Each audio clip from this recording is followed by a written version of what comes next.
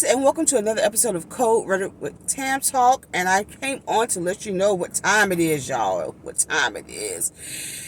It is fall, y'all. According to Starbucks, it is fall. Fall officially started with Starbucks on yesterday. And so this morning, I had to rush out to grab my fall drink. So I am drinking an iced pumpkin spice with 2 pumps of chai and whipped cream and cinnamon sprinkles. Drizzles, whatever, it's on the top. Cinnamon is on the top. So yes, so I want to come on. So I did have an opportunity to attend a 2024 ICD-10 update webinar this week. And let me tell you, there's a lot of codes. It seems like there are so many more diagnoses that are coming, that are being developed or being diagnosed or coming to life or are being developed, created, however you view diagnoses, right? But I want to take a moment to pause and ask my neurology coders if they are okay. And the reason why I ask that, because neurology is going to be receiving a whole lot of, excuse my country, a whole lot of bucket load of codes for 2024. So if you do code for neurology and you haven't reviewed the updated guidelines or reviewed the updated codes for 2024, this is your reminder to go and do that, because there's a lot of codes for neurology. As someone who coded in neurology before, it's a little different. There's a lot of codes. I'm telling you, there are a lot of codes. I can't really say specifically what those codes are, because as you can see, I'm in my car and I had to get my Starbucks. So yes, but there are a lot of codes that are being created for 2024, and again, neurology is the heavy hitter for this year. What else is there to say? So again, if you have not ordered your books, if you have not reviewed your coding guidelines for 2024, now is the time, as this is the last week of August. September will start next week, and then October 1st, those codes will go into effect. So again, if you haven't ordered your books or ICD-10 books, if you haven't reviewed your ICD-10 guidelines for 2024, again, this is your reminder to go and do that. What else do we need to talk about? So, of course, with the fall season comes some changes. I know in my previous recording, I talked about, what the season changing. But, yeah, I have to drive because I ordered some food, too. So, yeah. So, what are we talking about? Oh, my God. I'm sorry. I've drawn a blank. I really encourage you to, again, want to stay abreast of your coding guidelines, to stay abreast of the coding changes that are coming down the pike. And of course, again, I talked about AI, or artificial intelligence, and how it is somewhat infiltrating the medical or healthcare arena, which it has always, I believe it was always there.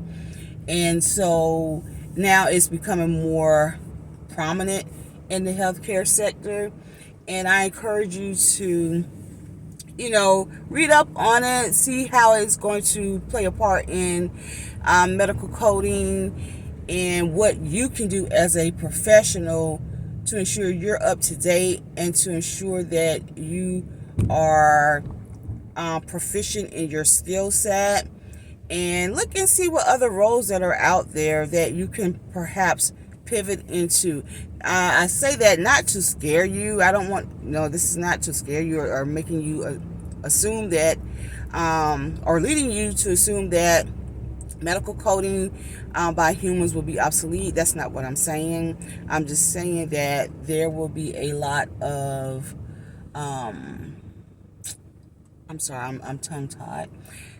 There's a lot of changes that's going on in healthcare, and again, it has always been there, but I think it's more prominent these days with technology. And make technology your friend. Make technology your friend. I always say that, and this is coming from someone who used to hate change. I still don't like change.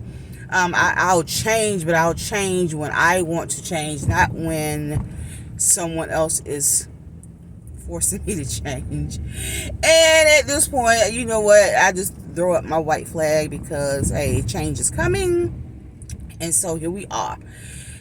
And yeah, so again, I say this to you to learn some new skills. Really take a look at your resume or take a look at your past experience, whether it's in this medical coding industry or perhaps you're coming from a different industry. Look at some of those skill sets that you have that you can possibly implement into another, I would say, career or another stream of income.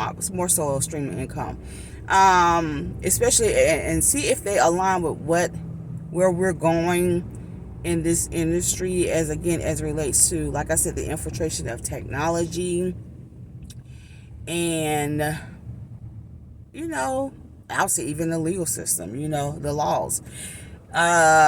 It's not always about coding. I mean, don't get me wrong. Coding is great. It is a great career, but as you can see, it is definitely evolving. It is definitely evolving into something bigger, something better, more tech savvy. So I, again, recommend that you all get your, exercise all of your resources, exercise all of your skill set, those that are related to coding, those that are not related to coding, exercise all of your skill set. So yeah, okay, right now I'm rambling and the sunlight, you can't see me, but anyway, nonetheless, long story short, I'm going to log off now because, again, I am driving and I don't want to be the chart that I code. But yes, so I am going to continue to drink my latte, or my iced coffee, my iced chai, pumpkin spice coffee. Again, as per Starbucks, it is officially fall season because the fall drinks are out. The fall drinks are out.